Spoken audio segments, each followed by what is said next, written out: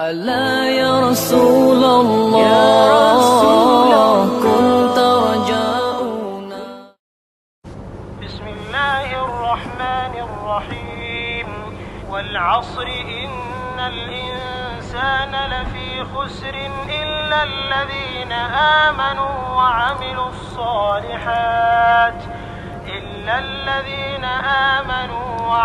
الصالحات وتواصوا بالحق وتواصوا بالصبر. Bismillahirrahmanirrahim. Alhamdulillah, kita telah bersama-sama mendengar surah Al-As dan juga serta terjemahannya. Jadi insya-Allah kita cuba kupas sedikit untuk surah yang kedua dalam perbincangan kapsul hati ini, iaitu surah Al-As, iaitu demi masa.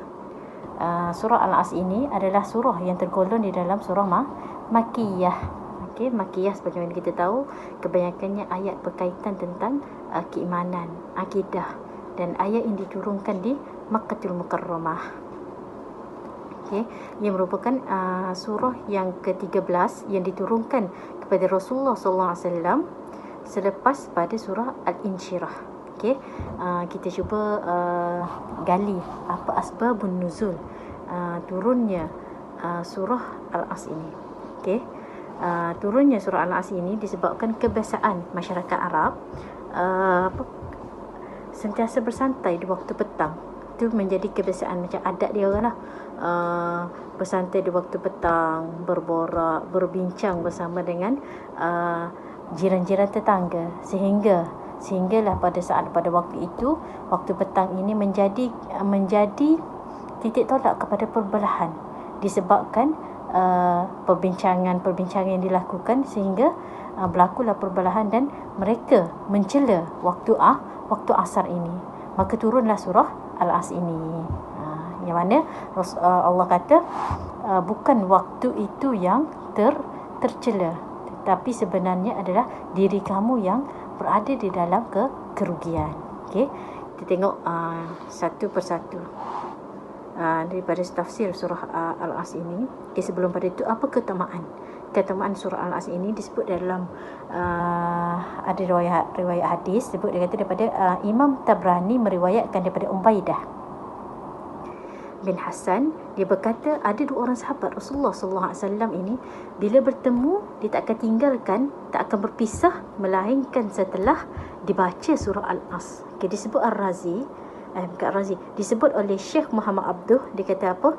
Dia kata bukan sekadar untuk mengambil keberkatan daripada surah Al-As ini, tetapi adalah untuk memperingatkan akan isi-isi yang terkandung di dalam surah Al-As ini.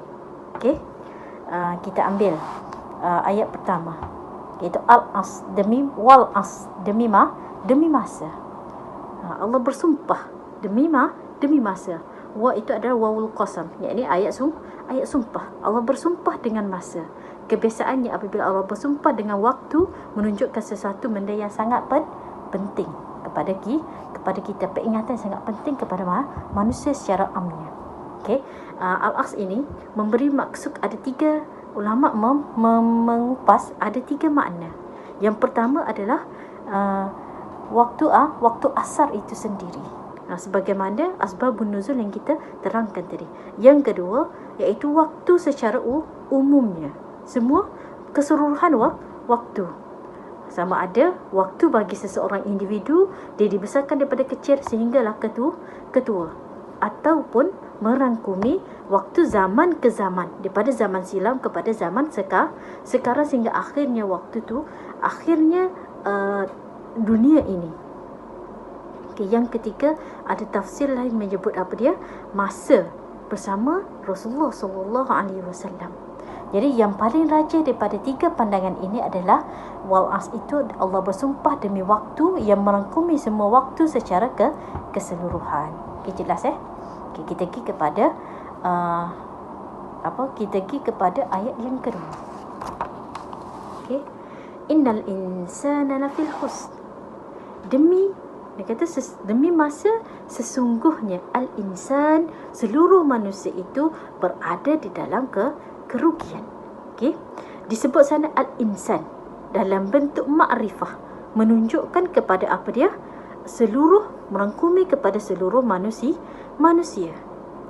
Terkecuali di sana ialah kanak-kanak. Merangkumi Muslim dan juga non-Muslim, sama ada orang Islam ataupun orang bukan Islam. Maka tak terkecuali orang yang rugi itu adalah seluruh manusia. Dia kata lagi disebut di sana la fi husn, disebut dalam kalimah lam qasam lagi, lam takkid. Di sana sebut apa dia? Allah bersumpah lagi, sungguh mereka berada dalam wadah kerugian. Jadi ayat ini kita nampak pendek. Tapi sangat memberi kesan kepada kita. Allah sebut semua manusia berada di dalam kerugian. Illa, melainkan siapa? Illa allazina amanu wa amilus solihat. Kita pergi keratan ayat ketiga. Dua sifat yang Allah sebut. Ada 4 sifat, tapi kita pergi dulu 2 sifat. Yang pertama itu kecuali orang yang beriman. Terkecuali tadi yang rugi semua kecuali orang yang beriman. Siapa yang beriman dia? Orang yang percaya adanya hidup ini bertuhan. Orang yang percaya adanya Rabb, adanya manhaj Rabbani yang Allah turunkan, yakni Al-Quran sebagai petunjuk untuk kita. Maka apabila ada iman di dalam diri, iman itu apa dia? At-tasdiq bil qalbi wa iqraru bil lisan wal amalu bil jawarih. Apa yang dimaksudkan dengan beriman itu? Apa yang kita faham? Apa itu iman? Iman itu kata at-tasdiq bil qalbi. Kita membenarkan di hati kita hanya Allah itu yang satu. Kita dan Nabi Muhammad itu adalah pesuruh Allah. Maka kita percaya apa yang dibawa oleh Rasulullah SAW adalah benar. Dan kita yakin hanya Allah yang satu yang berhak untuk kita sembah. Wa iqrar bil lisan, dan kita sebut dengan lisan. Kita mengucap dengan lisan. Dan juga apa? Wal amalu bil jawarih, dan kita membuktikan dengan jawarih. Jawarih apa? Dengan anggota tubuh badan kita. Dan disebut oleh Imam Al-Juri, disebut apa? Dia kata ketiga-tiga ini adalah merangkum sebagai beriman. Maknanya ketiga-tiga item ini mesti kita laksanakan untuk kita menjadi orang yang benar-benar beriman. Yakni kita membenarkan di hati, kita mengucap di mulut, dan kita membuktikan dengan amalan kita. Okey, jelas apa yang dimaknakan dengan iman. Maka kita kena ingat, setiap detik waktu yang kita lalui di atas dunia ini pasti akan diberi nilai oleh Allah Subhanahu Wa Taala di sana nanti. Dan kita tahu dengan kita beriman, dari mana kita datang? Daripada Allah Subhanahu Wa Taala. Untuk apa kita diwujudkan di dunia ini? Untuk kita beribadah kepadanya, untuk kita menjadi khalifah di atas muka bumi, mentadbir muka bumi ini dengan sebaiknya. Bukannya kita hidup di dunia ini sebagai sia-sia sahaja. Dan kita tahu juga ke mana perjalanan hidup kita selepas ini. Kita tahu dunia ini hanyalah sebagai musafir untuk kita menuju ke sana. Sebagaimana kita sebut sebelum ni, kita berada di hentian ketiga dan kita masih meneruskan perjalanan untuk meneruskan di tempat hakiki kita. Kita nak kembali ke syurga Allah. Maka kita kena menggunakan ladang kita berada di dunia ini sebagai ladang untuk kita menuju ke akhirat sana. Hidup ini kita bergerak sebenarnya. Kita bergerak. Daripada kalau kita tengok baby di dalam perut bergerak, perut ibu sentiasa bergerak. Dan bila kita dilahirkan, kita bermula dengan kita menangis. Hinggalah kita boleh berjalan, merangkak, berjalan. Akhirnya kita membesar. Kita bergerak. Hidup ini bergerak. Bukannya hidup ini kita hanya mati, apabila kita mati terus terhenti. Tidak. Ada alam lain yang kita yakini bahawa di sana nanti akan ada pembalasannya. Dan kita pergi kepada keratan yang kedua, iaitu wal amalus soleh, beramal soleh. Dan kita ingat bila kita sebagai mukmin, kita ingat kita ada dua benda. Kita ada fardu ain dan kita ada fardu kifayah. Kita ada ibadat am dan kita ada ibadat khassah. Dan setiap yang kita buat, kalau kita niatkan kerana Allah, ibadat khas seperti solat. 5 dalam rukun Islam, di ibadat khassah. Dan kita berada di ibadat kalau ibadat am, ibadat yang umum. Kita makan, kita minum, kita tidur. Apabila kita niat kerana Allah, maka kita mendapat pahala. Itu dinamakan ibadat umum. Dan apabila kita beramal soleh, kita buat perkara-perkara baik, kita niat kerana Allah. Kita makan, kita niat kerana Allah. Kita menyebarkan kebaikan, kita niat kerana Allah. Kita berada di awal Muharram ini, kita tajdidkan niat untuk kita buat, sebarkan sebanyak-banyak mungkin kebaikan. Kerana kita tahu hidup kita tidak lama. Maka kita akan dapat pahala kerana Allah. Kita berzikir setiap masa di detik waktu yang kita ada, kita sentiasa berzikir kerana Allah. Maka kita dapat pahala di sebalik zikir kita. Kita menolong sahabat-sahabat kita. Kita berdoa tanpa sahabat kita tahu, maka kita mendapat pahala di sebalik doa kita. Dan kita pergi kepada keratan ketiga, watawasau bil haqq. Dan kita berpesan-pesan dengan kebenaran. Kebenaran itu apa? Ad-din. Apa makna ad-din? Yakni satu cara hidup, yakni al-Islam itu sendiri. Kita cuba sebarkan apa yang kita tahu, kita beramal dan kita sebarkan. Sebahagian ulama menyebut apa dia kata, berpesan-pesan ini merupakan sebagai dia kata dakwah.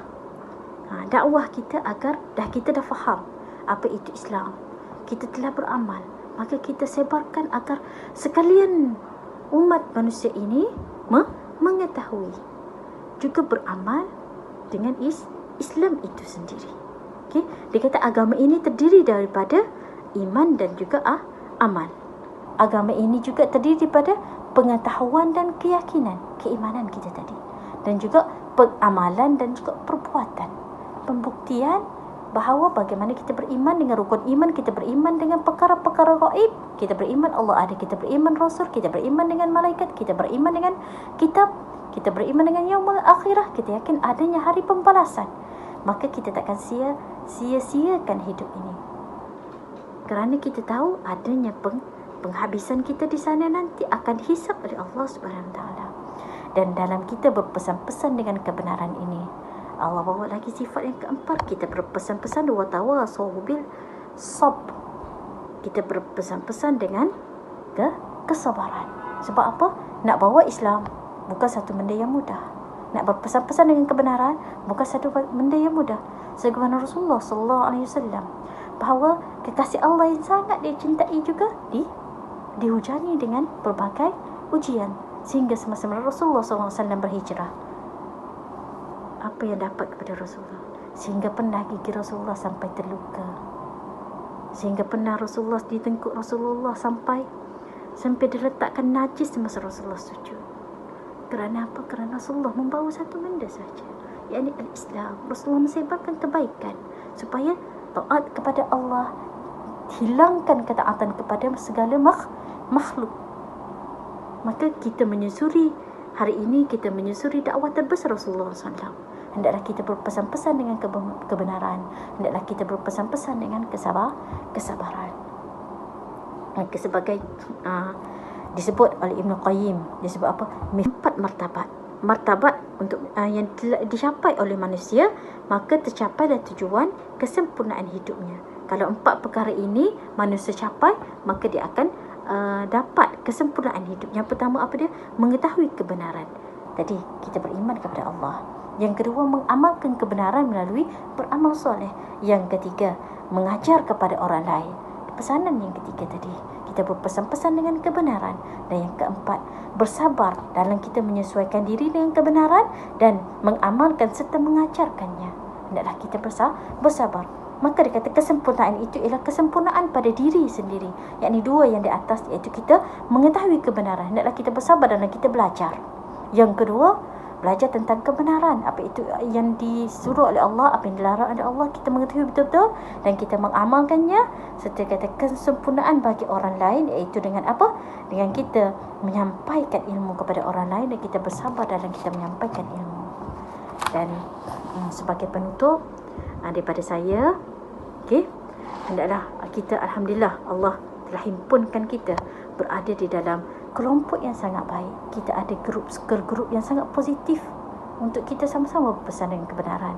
Kita berada dalam Amirah, kita berada dalam Nisa, kita ada dalam grup-grup yang menyebarkan Islam. Maka kita bersyukur kepada Allah. Yang pertama, kita akan bersyukur kepada Allah. Sebab apa? Allah telah memilih kita berada dalam nikmat iman. Dengan kita melahirkan apa dia? At-taqwa di dalam diri kita. Saya simpulkan di dalam hadis Rasulullah SAW, dipesan oleh siapa? An Abdullah bin Mas'ud. Abdullah bin Mas'ud qala Rasulullah sallallahu alaihi wasallam, haqqa tuqatih an yuta'a fala yu'sa wa an yuzkar fala yunsa wa an yushkar fala yukfar. Apa dia maksud dia kata? Dalam kita bertakwa kepada Allah, dimaknakan dalam sifat takwa itu, yang pertama dia kata, mestilah kita taat, janganlah kita durhaka dengan maksiat kepada Allah. Yang kedua, wa an yuzkar, hendaklah kita sentiasa hati kita melazimi ingat kepada Allah, dan janganlah kita lalai daripada Allah, sama dengan hati ataupun dengan lidah kita.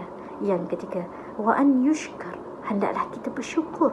Dengan apa? Kita bersyukur dengan lidah kita, melafazkan lafaz-lafaz betapa banyaknya nikmat yang Allah anugerahkan kepada kita.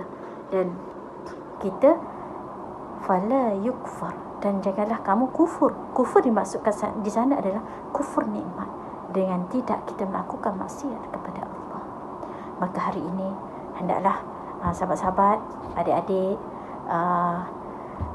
saya menyeru supaya kita sama-sama menghidupkan, di sama kita ambil sempena kita berada di awal hijrah ini, dan kita berada di ambang kemerdekaan ini. Kita merdekakan keimanan kita daripada kita menyembah perkara-perkara yang penyembahan kepada manusia, kepada penyembahan kepada Rabb, kepada kita menjadi hamba yang betul-betul taat kepada Allah.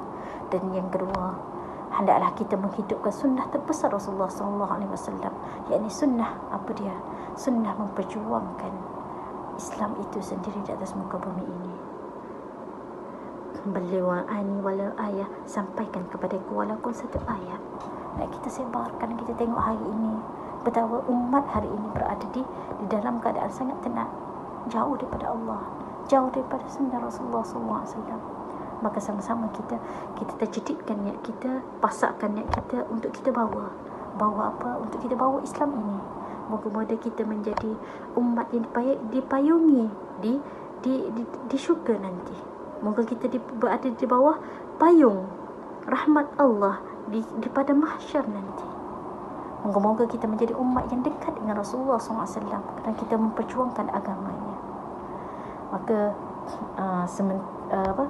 kita masih berada di dalam awal Muharram ini, sama-sama juga saya menyeru, insya-Allah di 9 dan 10 Muharram ini kita ambillah keberkatan di bulan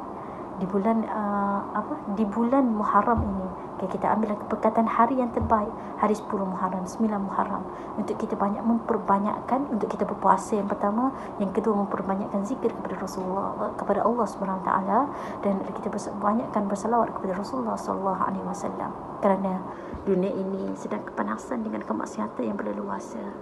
Maka dengan kita mengingati Allah, moga-moga di sana Allah memandang kita. Dengan kita mengingati Rasulullah SAW di sana, moga-moga Rasulullah merasai kehadiran kita, merasai kecintaan kita kepadanya. Bas itu saja daripada saya. Apa yang baik datang dari Allah, segala kekurangan datang daripada diri sendiri. Astaghfirullahaladzim, astaghfirullahaladzim, astaghfirullahaladzim. Assalamualaikum warahmatullahi wabarakatuh.